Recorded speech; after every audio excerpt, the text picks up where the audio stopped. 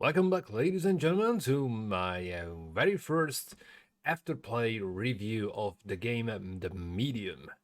This game actually should be called Mediocre instead of Medium, simply because it really tries hard to climb the ladder of fear and it manages to miss every step along the way.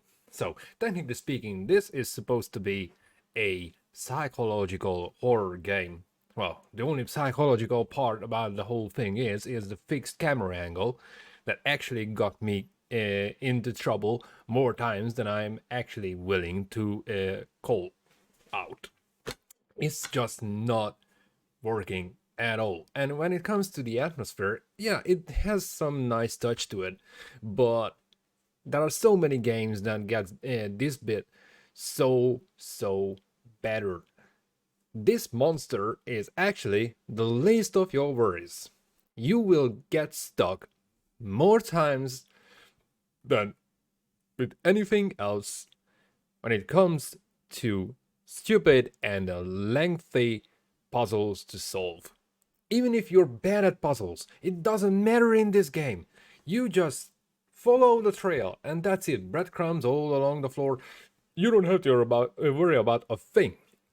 Quite literally, everything is given to you, except this bit in particular that actually had me Google it in terms of which way I'm supposed to go, and you don't see a thing when you try to get away from this monster for the first time.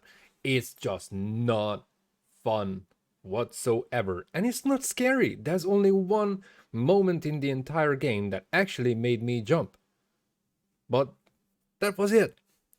That's the end. And when it comes to smooth running, which should be like, the basic thing with the game, that doesn't happen at all. There were more lags on stream than anything else. And truth to be told, even the character goes at some point after you spend like an hour to get a pair of bolt clippers. No, she just says, "Fucking finally!" That's what the game feels like from first moment to last. And quite honestly, the open ending is also kind of tragic because after all the walking you do, because most of the time you're completely confined to walking, you can't even run through most of the game. You get an ending that's like, you decided for yourself. You know, he's using all kinds of things throughout the game, special objects, spirit shields, and the rest. And at the end of the game, what happens? She points a gun at her head, and that makes the monster stop. Oh, well. Okay, that's a turn I didn't see coming. All in all, it's not a bad attempt, but it's not a horror game. Yeah, it does have a little dark and brooding atmosphere, but that's about the size of it. That, like I said, so many other games that got this one better, to mention one that still gives me the creeps, the Dark Pictures Anthology. That set of games is just awesome. Just think about Man of Medan. That game actually gives me the creeps even talking about it, because that has that so strong suspense throughout the entire playtime. The one thing this game just doesn't have, and without doubt, you can see it on my face. I'm actually bored. It's just not working. With all due respect to the developers, this isn't a bad game. And unlike most of the people who reviewed the game, I had very little problems controlling the character. What I had problems with was the fixed camera angle, which kind of takes back everyone to the Resident Evil times, the first and original game. And that's it. But the fixed camera angle, especially when you're looking at both realities at the same time, can be extremely confusing and problematic. thank God that they didn't think about it, that we're supposed to get away from that monster while looking at both realities at the same time, because that would have been an absolute ballbuster. Well, I would give this game an A for effort, but that's pretty much the end of it.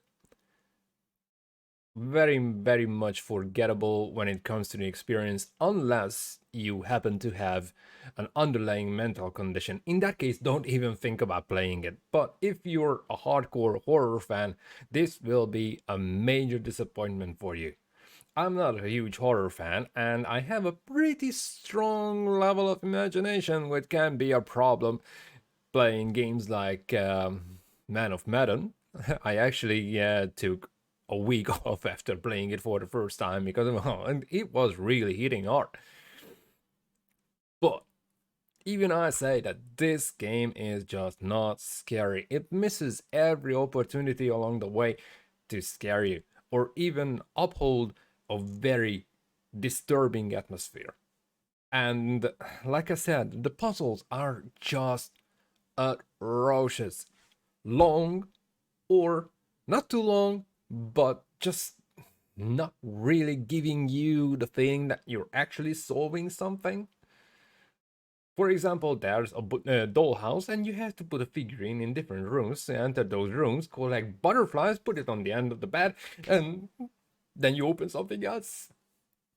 What? Really? I mean, there are so many titles, words, and better they could have used to, you know, get some inspiration. And yeah, they just missed the opportunities. So at the end of the day, it's nice to play it once, but I'm not quite sure it's going to be something that's actually worth paying for. When I got this through the Xbox Game Pass, and yeah, I'm really happy I didn't pay full price, and that would have been a really hard kick in the balls if I actually paid for it. It's not quite worth the price tag. Permission to prove me wrong, but personally, I would not recommend this game to anyone who's actually into horror games. But that's just me. Till next time, be cool and keep on playing. And as always, peace.